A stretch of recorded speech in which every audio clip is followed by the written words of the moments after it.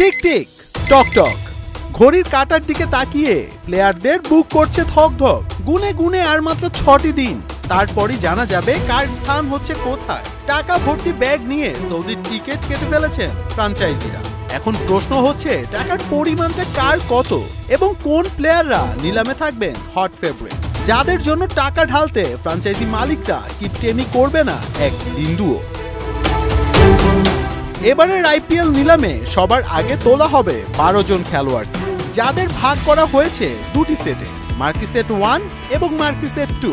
প্রতিটি সেটেই থাকবেন 6 জন করে খেলোয়াড়। মার্কি সেট 1-এ বা সবার প্রথমে নিলামে নাম আসবে Jos Buttler, Shreyas Iyer, Rishabh Pant, Kagiso Rabada, Arshdeep Singh এবং মিচেল স্টার্কের। পরের সেটেই থাকবেন Yuzvendra Chahal, Liam Livingstone, David Miller, KL Rahul, Mohammad Shami ও মোহাম্মদ সিরাজরা। এই 12 জনকে নিয়েই বিটটা চলবে বেশি। সব দলই চাইবে 2 জন না হলেও অন্তত একজনকে নিজের দলের করে নিতে। তবে টাকাটাও যে ঢালতে হবে, এখন পর্যন্ত সবচেয়ে বেশি 110 কোটি 50 লাখ রুপি আছে পাঞ্জাব কিংসের কাছে।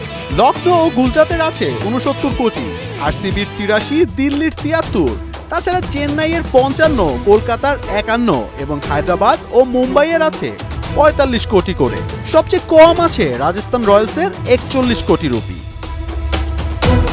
প্রীতি জিন্তার দল পাঞ্জাব কিংসই সবচেয়ে বেশি প্লেয়ারদের দলে টানবে, কারণ তারা রিটেইন করেছে মাত্র 2 জনকে। বাংলাদেশের মধ্যে সবচেয়ে প্রথমে ডাকা হবে মুস্তাফিজকে। এই কাটার মাস্টারের সিরিয়াল আছে 26 নম্বর সেটের 181 নম্বরে। সাকিব আছে 61 নম্বর সেটে, তার সিরিয়াল 439।